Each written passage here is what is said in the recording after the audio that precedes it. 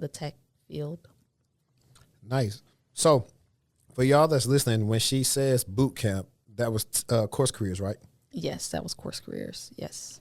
Right. And I wanted to say that so they see that I post about this pinned to all my comments. And so, guys, I have somebody here who's did the tech sales course in Course Careers, and that's one of the main reasons that I also brought her on. And I briefly want to ask you, how do you think Course Careers actually set you up for success in your first role? And how hard was the program? So it wasn't really hard. I believe it set me up just because it helped me to understand what the role was in the first place. And so by me understanding that, I was able to go into my interviews, with the understanding of what these employers are going to be looking for, understanding their language when they say certain things, they say something about a sales cycle. Well, you don't have that information about what a sales cycle is, you're going to be looking like, okay, I don't really know what that is. So, it really set me up to kind of just have that understanding. And also, if they provided a lot of good resources, like, email templates for you to reach out to recruiters, how to answer certain interview questions. This is, stuff that's all in the course.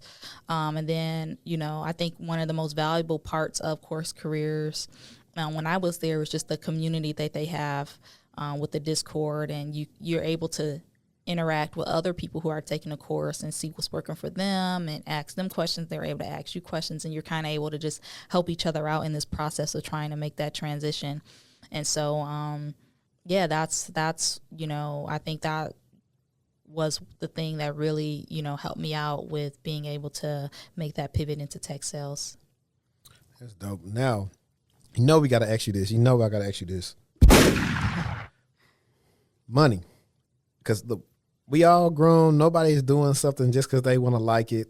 We got to have money. Yeah. So you stated you're pretty much making around like 20 hours at Honda Financial. What was that first offer for your first tech sales role? The first offer, so for this role, it's around 75,000 OTE for my first role. Now I did have an interview offer. It was an interview. So my first company that I ever interviewed with, the offer was like 90K OTE. And so for anybody who doesn't know, OTE is on target earnings when it's split by your base pay and then your commission. And so I believe the first one was like a 60-40 split. And then for this role, it's like a 70-30 split. And so, it's more than what I was making, obviously, with Honda Financial or any of my other roles, because $20 an hour was that like just under $40,000 a year. Yeah. So, to get a $35,000 pay bump in 6 weeks is, it's significant change. And then to be able to have the potential to go on to 6-figure roles, that's even better, especially, in such a short period of time. Yeah, I agree. And I'm asking you these questions because a lot of times, sometimes people need a little bit pump and prime to convince themselves to invest in themselves. Yeah. We have so much of, I'm for like, you can use free stuff, but sometimes whatever you invest in is kind of what your results are. A lot of people can't do this stuff for free.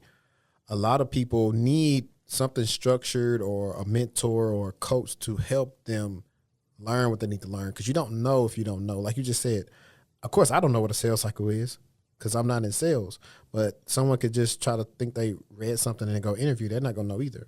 They don't have the luxury of the people who've come through Course Careers or the people that's behind who's put it together, that you can reach out to those instructors maybe and ask them in-depth questions that sometimes you can't ask just on YouTube.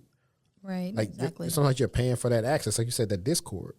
Exactly. That's key. Like the network part is crazy. Anytime, like I said, now that like you're now in my network, but people who are my clients are now in my network, your network is important. So what is I know you're in like tech sales, but what is your, like, I guess, official title? Because I see you guys say like all these different acronyms sometimes, BDR and all these other things. I was like, I don't know what they talking about. I just know I got to do something with sales. So what's your official title? Yeah, so so BDR stands for Business Development Representative, and basically, and SDR stands for Sales Development Representative. They're used interchangeably. But yeah, basically what I do is I'm doing lead generation. I'm doing cold calling, outreach, emailing, prospecting. I'm researching, companies and researching people to see if they will be a good fit for our what we have to offer. And then I'm actually calling these people or emailing them to see if I can get them to have a meeting with our account executives, which are the people who close the deal. And so basically, that's basically what I do in a nutshell, is just basically trying to get them to get a meeting with our account executive so that they can actually close the deal and sign up with us. Got it. Yeah, I get some of those sometimes, because I think sometimes people may think my title is what it is at work. That's like, I don't know what you want from me. Sometimes I can direct them to somebody if I think what they have is worth like the company's time, maybe. But I say I'm not the one that makes those decisions. If I was, it would be a lot of stuff would be changed here. Yeah. And you actually gave me a good rundown of like what your job consists of. So are you remote or hybrid? So right now I'm fully remote, but I'm still I'm open to hybrid. I don't think I ever want to go to the office like 5 days a week again, but I think there is value in having a hybrid work model. Cool. So you've been there a year pretty much. Yeah. How was it how was it getting ingratiated with everything like in your first 90 days? How was that? Man, it was great because I was working with, like I said, I was working at Honda, the Honda Financial as customer service. That's way out in Irving, which is it's kind of far away from me. So driving an hour. Yeah, you're in the boondocks. Yeah, driving an hour to get there, then an hour to maybe an hour and a half to get home because of traffic. I was so done because I was just like, I don't have no time to do anything, on the weekdays, just work, get ready for the next day. And so that first 90 days was just amazing because it was like, man, I can sleep in a little bit more, or I can actually take care of myself better and get up and go to the gym and work out, have a decent breakfast. I'm not rushing because I got to beat traffic.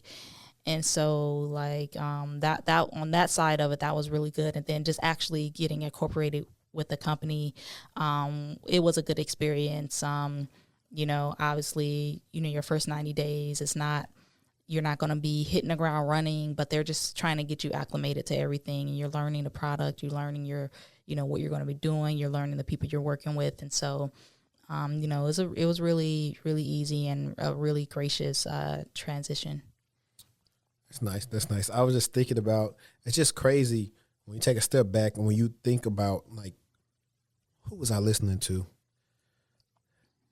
I was listening to either somebody on YouTube or something. They were saying that very few people have careers. Most people have jobs. And I think that's true because what you described with Honda was a job. Mm-hmm. The company pays you not enough. You come in every day, 5 days a week, and you're tired after work to even chase your dreams. You don't even make enough to stay close enough to your actual workplace. Exactly. A lot of companies do that. I just remember, I stay in Aubrey now, so I used to have to, right before I started working at JP Morgan, Goldman Sachs was trying to have me come down here 3 days a week. I'll say no way possible, bro. I have to wake up too early to get on 380 and get on the tollway, which is packed, to come down there. No, I'm not doing it. I'll go somewhere else.